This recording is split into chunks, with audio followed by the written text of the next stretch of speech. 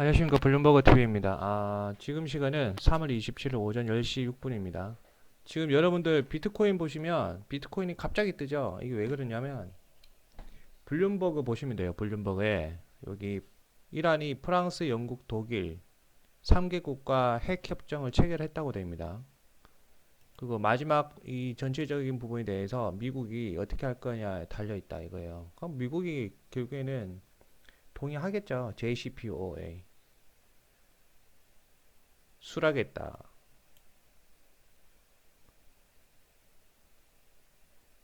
이 뉴스를 참고하시면 될 것 같아요.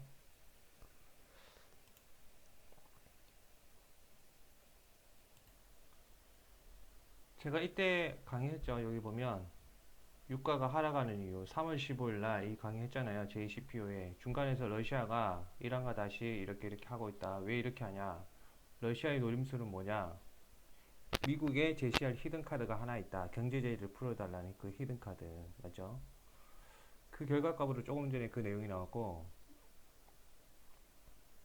지금 비트코인이 뜨고 있는 거예요. 비트코인 뜨면 주가가 오른다는 거예요. 그 월요일 다른 악재가 나올 수도 있겠지만 우선 지금 흐름이 좋게 나오고 있어요. 그러면 미국이 이거 동의할까요, 안 할까요? 100% 동의합니다. 100%. 왜? 미국은 지금 급합니다. 급해.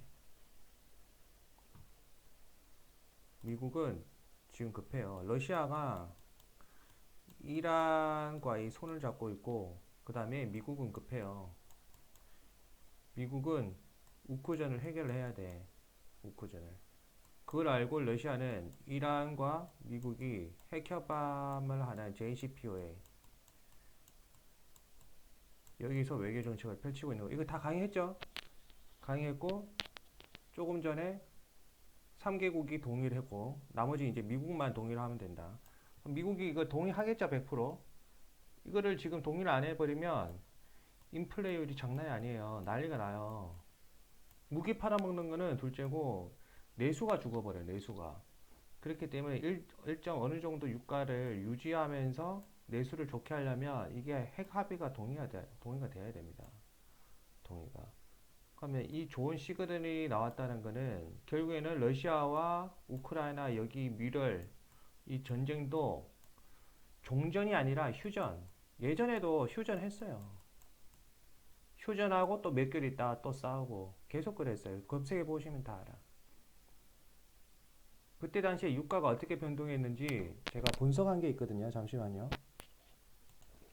이 영상에서 제가 그 1년 전이죠. 1년 전에 우크라이나 사태 관련 돈바스 전쟁이 발발하면 유가가 어떻게 될 건지 분석을 한 거예요. 이게 보면 이때쯤에 오히려 실제적으로 전쟁이 터지고 이때는 유가가 내렸어요. 내렸어. 그게 왜 그러냐면 08년 리먼 사태 이후 세계 경제가 붕괴되고 다시 살아날 거라는 그 기대감에 유가가 공급보다 수요가 겁나게 많았던 거죠. 그래서 유가가 쫙 올라갔어. 그런데 이 시기에 하필이면 돈바스 전쟁이 터졌단 말이에요. 돈바스 전쟁이 터졌는데 이 시기에 또 어떤 현상이 있었냐면 세계 경제가 좋아질 거라 수요가 많을 거라고 생각하고 전 세계에서 기름을 겁나게 퍼올렸어요. 퍼올리니까 수요와 공급이 불일치하면서 딱 이 시점 때 하필이면 수요와 공급이 불일치하면서 오히려 유가가 더 올라야 되는데 유가가 더 내렸던 거야. 전쟁으로 인해서. 전쟁으로 인해서 유가가 더 올라야 되는데 원래는 유가가 더 내렸다는 거예요. 왜 그러냐면 결국에는 석유 가격을 정하는 거는 수요와 공급의 논리다. 이 전쟁으로 인해서 수요가 줄어들 거라고 생각하면 유가는 더 오르는 거고 전쟁으로 인해서 아니면 전쟁의 영향이 작거나 그런 결합값으로 인해서 수요와 공급이 불일치가 딱 되는데 공급량이 많거나 오히려 아니면 수요량이 겁나게 적거나 둘 중에 하나의 사건이 발생을 하면 그 유가의 방향성이 정해지고 주가의 방향성은 반대로 돌아간다는 거죠. 그 부분을 우리는 이렇게 주의할 필요가 있습니다. 주의할 필요가. 자, 그러면 조금 전에 그 말씀을 드렸다시피 그럼 앞으로 수요와 공급 이 부분을 어떻게 생각해 봅시다. 우선 JCPOA 그 3개국 핵 협정을 체결했다는 것은 아주 좋은 소식이기 때문에 우선은 유가가 내려간다고 저는 생각해요. 3월 27일. 우선 고가에 거래되어 있는 이 유가는 3월 27일인가 아마 3월 말까지는 유가가 내려가는 방향성으로 저는 나타내지 않을까 생각합니다. 그러다가 이제 4월 1일부터 라마단 기간이기 때문에 우선 뭐 석유 아람코 시설, 사우디 아람코 시설 피격 당했죠. 예멘 그거 강의 벌써 다 했죠. 제가 중동 알아야 된다. 그대로 나타나죠. 우선 그 악재 하나는 벌써 터져버렸기 때문에 그게 원래 4월달에 나타나는 좀 빨리 나타난 거예요. 그게 그래서 우선 3월 말까지는 주가가 오르는 방향성을 지금 나타낼 거라고 생각합니다. 비트코인 관련 블룸버그 자료도 그렇고요. 그렇지만 4월 달에는 라마단 기간 중동발 리스크가 더 커지기 때문에 유가가 올랐다가 대략 언제가 될지 모르겠지만 그 우크라이나와 러시아가 그 휴전을 한다. 종전선언은 절대로 안 해요. 역사가 그래. 종전선언을 해버리면 미국이 무기를 못 팔아먹어요. 유럽 강국도 무기를 못 팔아먹고. 그래서 종전선언이라는 거는 제가 장담하는데 절대로 안 합니다. 휴전을 하면 하지. 휴전을 해야 지속적으로 무기를 팔아먹을 수 있죠. 그 대표적인 나라가 대한민국이에요. 대한민국. 그래서 미국은 장기적으로 계속 무기 팔아먹잖아요. 대한민국에. 그리고 러시아는 러시아대로 한국에 기술 제휴를 해주면서 무기를 또 팔아먹고. 그런 큰 그림을 알아야 됩니다. 그래서 우크라이나랑 러시아는 절대로 종전선언 안 하고 휴전을 할 겁니다. 무기를 팔아먹고 갈등을 계속 지속적으로 조장을 하는 거죠. 그렇게 조장한 갈등은 미국 경제를 좋게 만듭니다. 유가가 내렸다가 4월 라마단 기간쯤 되면 미사일 하나 또 터지면 또 유가가 오르겠죠. 유가가 이렇게 오른 방향성을 가다가 우크라이나와 러시아가 합의를 했다. 휴전을 했다. 그러면 유가가 갑자기 급락하겠죠. 이런 현상. 그게 언제가 될지 모르겠지만 우선 찌라시 나오는 거는 5월 2일까지 이렇게 그만이 나왔으니까 유가 변동성은 이제부터 본격적으로 커지는 시기라고 생각합니다. 그리고 계절적으로 5월과 6월은 그렇게 유가가 많이 안 올라요. 왜 그러냐면 이 유가 기름을 어디서 많이 쓰죠? 그걸 생각하면 됩니다. 첫 번째 경제, 그러니까 산업재에 많이 쓰입니다. 산업재에 많이 쓰이거든요. 공장이 막 갑자기 확 돌아갈 때 그때 많이 쓰이고, 그 다음에 지속적으로 많이 쓰는 건 뭐죠? 우리 일반 글로벌 시민들, 시민들이 많이 씁니다. 시민들이. 그리고 세 번째, 언제 또 기름을 많이 쓰죠? 추울 때.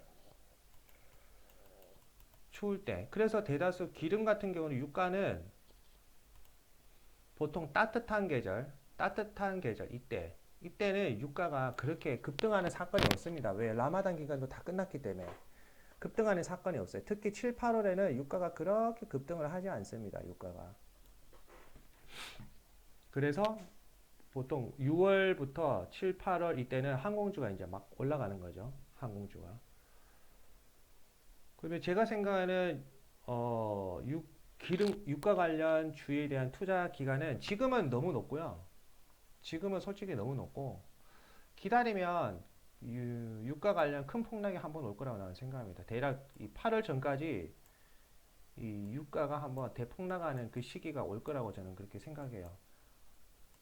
우크라이나 휴전 찌라시가 돌아도 이거 돈이 뭐야? 우크라이나 관련 휴전을 해도 그때부터 유가가 한번 쫙 빠지든지 아니면 계절 지수상으로 7월에서 8월경 유가가 한번 쫙 빠지는 무조건 그 사태는 옵니다. 지금 투자하는 거는 제가 조금 말리고 싶어요. 하지만은 결국에는 8월 지나고 9월부터 유가는 다시 우상향하고 쫙 추워지는 11월이나 그때 되면 유가는 그냥 쭉 올라갑니다. 쭉 올라가면서 어제 제가 말씀드린 거 뭐냐면 가격 상한제 정책. 그 말씀드리죠. 이 가격 상한제 정책이 나올 거라고 저는 생각합니다. 그러면 이 가격 상한제 정책이 무엇을 또 산파적으로 의미하냐면 가격 상한 정책을 쓴다는 건 뭐죠? 캡을 씌운다는 거잖아요. 이 프라이스라는 이 가격에 캡을 씌운다는 거잖아요. 이 캡을. 자, 이거는 제가 뭐라고 했죠? 그 전부터? 일드 캡 정책이 나올 거다. 금리에 캡을 씌우는 게 뭐죠? 금리에 캡을 씌우는 게 뭡니까?